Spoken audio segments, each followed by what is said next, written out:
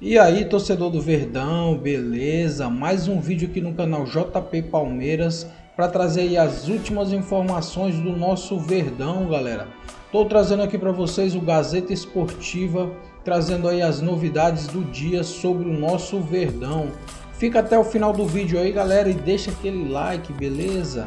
Bora agora falar de Palmeiras, José Paz. Quer dizer que o Marcos Rocha agora é problema para a final contra o Corinthians? Peraí, ele não está se recuperando? Não, o Marcos Rocha ele se machuca no primeiro jogo da final, né? Ele tem uma lesão no posterior da coxa esquerda, tem que sair logo no primeiro tempo, ali com 20 minutos de jogo, é substituído pelo Mike, está em tratamento lá na academia de futebol do Palmeiras, com todo o núcleo de saúde e performance do Palmeiras, e pelo que a gente pôde apurar, uma lesão de grau 1, então tem alguns dias aí até a final. O Palmeiras se representou hoje aí visando essa final lá na Neoquímica Arena, então a expectativa é de que ele fique em tratamento e aí a gente vai ver se lá na frente ele vai ter condições de jogo ou não, mas está no tratamento intensivo para quem sabe ser reforço aí desse time do Abel para esse jogo. E o Maurício que teve um problema no ombro, o momento da lesão é esse, né? né? Exatamente.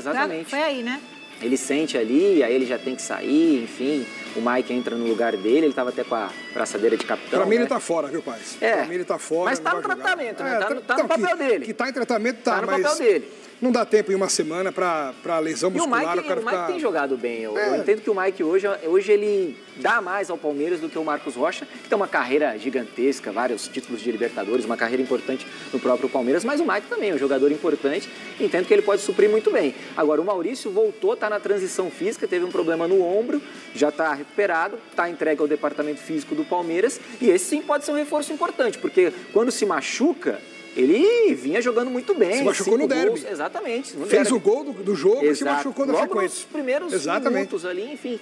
É um jogador que tem 5 gols no Campeonato Paulista, estava jogando demais. Pode ser um bom ativo aí pro Abel nesse jogo, Alex. Além do Paulinho, né? Quer dizer, que Paulinho também tá trabalhando, né? E tá trabalhando com bola e já disse aqui no programa, não me surpreenderia se ele aparecesse no banco de reservas. Eu acho que, disso tudo que o Zé Paz informou, eu acho que o Marcos Rocha tá fora, o Mike vai jogar, e o Paulinho e o Maurício vão ficar no banco. Acho que essa vai ser... por aí. E eu não duvido se o Abel tentar fazer uma mudança tática no Palmeiras para esse jogo. Tirar o Veiga, por exemplo? Não, tirar o Veiga jamais. Não. Nem o Estevão. Não, imagina. A mudança é no Facundo. A mudança é no Facundo. O que eu acho que ele pode fazer... Como ele na coletiva falou que o Palmeiras perdeu o jogo no meio campo, o que eu acho que ele pode fazer é tirar o Facundo e colocar o Aníbal Moreno. Aí ele fortalece a marcação junto com o Emiliano e adianta o Richard Rios, que pode também ajudar a marcar, mas fica mais livre para atacar como ele gosta junto com o Veiga. E aí ele joga com 2 atacantes, o Estevão e o Vitor Roque. É uma possibilidade? Eu acho que é, porque ele tem que fazer alguma coisa para ganhar esse jogo. De repente, se ganhar o meio campo, ele pode ter a chance de atacar com a qualidade do Veiga, se voltar a mostrar, o Vitor Roque que quer arrebentar nesse seu início, e o Estevão que precisa decidir também num clássico, porque até hoje 10 clássicos, nenhum gol. Então o Estevão está devendo em termos de jogos contra os seus maiores rivais. O sonho do palmeirense, você pode até confirmar para mim, é que saísse o Facundo e entrasse o Paulinho. Não, isso é a tendência para o futuro próximo. Exatamente. Mas já falando para esse jogo agora, para esse derby na Neoquímica, é tirar o Facundo e colocar o Paulinho, claro, de repente o Maurício também. Até porque o Facundo está na seleção do Uruguai. Sim. Então ele chega no dia seguinte, no dia anterior, né, a final, no dia 26, toda aquela logística que o Palmeiras vai fazer. E, de repente, por que não sonhar com uma entrada do Paulinho no segundo tempo? Jogador importantíssimo no Galo no ano passado. Eu acho que o Paulinho entra se o Palmeiras precisar do gol. Se o Palmeiras estiver empatando o jogo, até perdendo, ele vai botar Paulinho, vai botar Maurício. Aí ele vai lançar a mão do que ele tem ali. Exatamente, é isso aí. Informação publicada há pouco pelo GE. Globo, ela já vai servir de gancho também para a gente chamar o Felipe Cury em São Paulo. O jogo de abertura do Campeonato Brasileiro mudou de data, então já não é mais jogo de abertura. Seria Botafogo e aliás, é Palmeiras e Botafogo, né? Mando do Palmeiras. Estava marcado para sábado, 4h30 da tarde, passa para domingo, 4 da tarde. São Paulo Sport passa de domingo para sábado, aí teve a inversão, 4h30.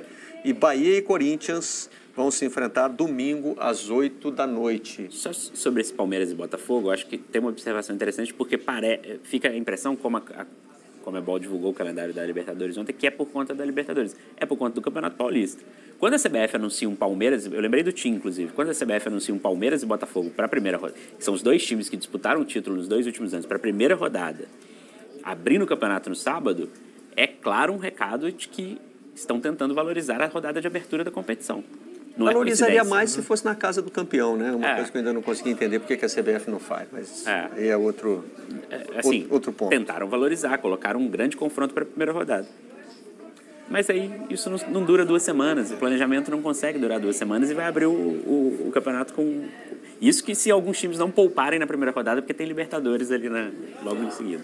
Bom, o Cury já está com a gente e além da primeira rodada do Campeonato Brasileiro, Palmeiras e Corinthians estiveram juntos no noticiário por causa de declarações do empresário. O nosso quadro abre aspas, né? Cury, bom dia. Fala, Barreto. Bom dia para você, para o Thales, para o Tim. Pois é, um quadro que está repercutindo bastante já, né? É aquela possibilidade do GE. Globo de fazer aquelas entrevistas mais longas. Então você coloca um entrevistado que tem assim, um conteúdo interessante para passar e você vai sem tempo no cronômetro. A gente está muito acostumado no dia a dia a fazer aquelas entrevistas, você tem 5 minutos, tem 7 minutos, 10 minutos.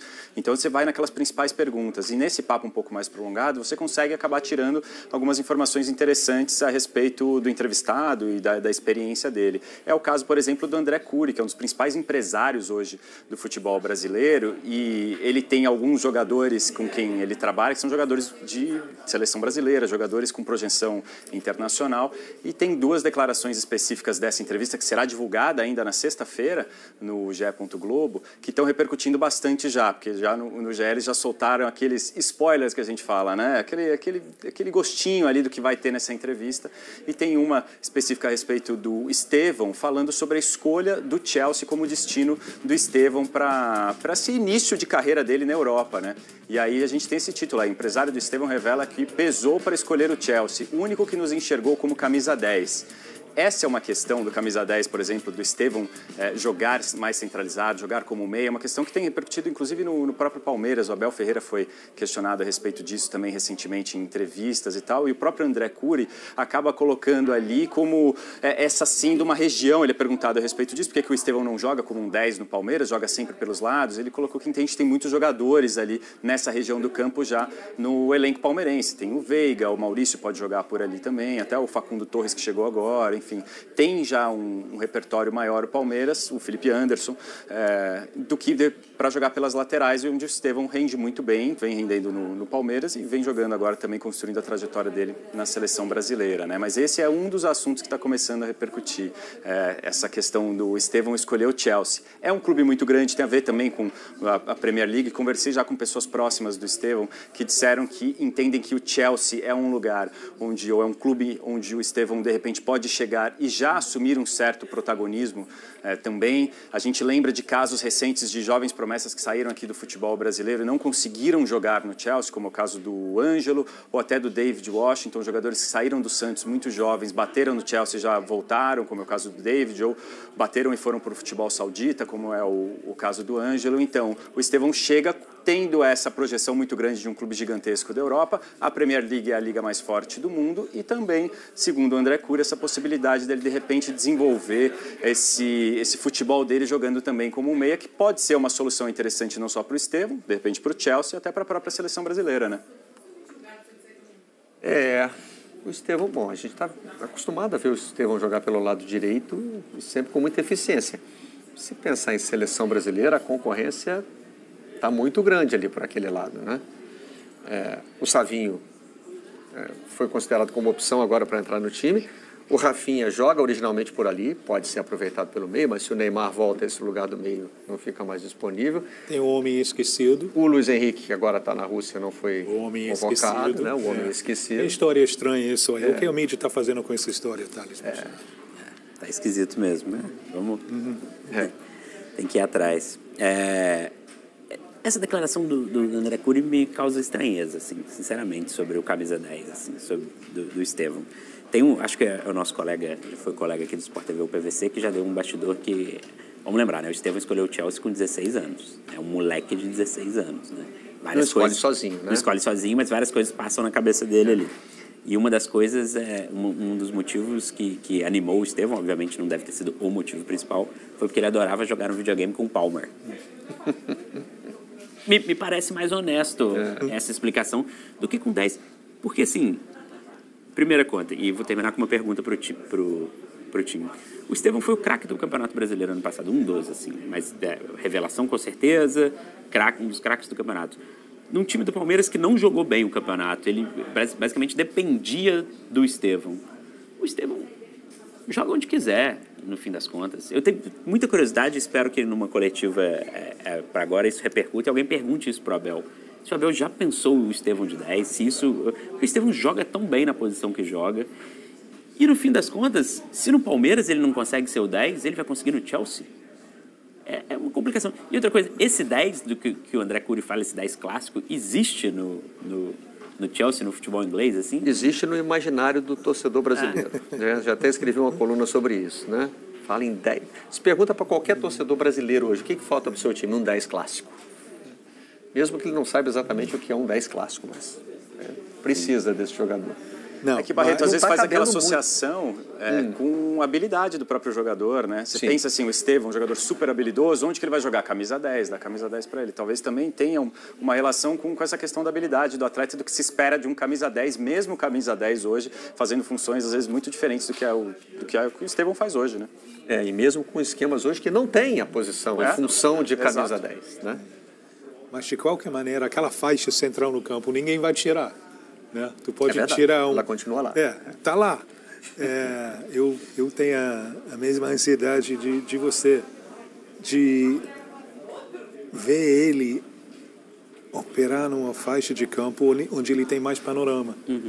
Porque a habilidade que ele é muito completo também. Sim. Ele enxerga lançamentos.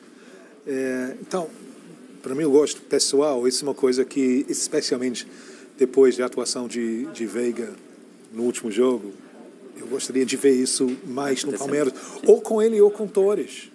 Com o Torres, que eu acho que também é capaz de render mais tendo uma panorama. Porque, obviamente, se você coloca o cara no lado de campo, você está limitando o campo de atuação que ele tem. A gente estava falando isso, Barreto, não sei se você lembra, durante o Sub-20 agora. O melhor jogador era Diablito. O Echeverri da Argentina. E ele joga no faixa central. Ele joga bombinhas, né? Ele faz coisas acontecer. Pode ir para o lado, ótimo, mas tem a habilidade lá, a capacidade de flutuar mais. Sim. Eu acho que rende mais. Tem um momento na seleção que o Dorival, num desses jogos complicados, eu não vou lembrar agora qual, ele enche a seleção de pontas. E o Estevão continua na ponta. Ele não aproveita o Estevão no meio.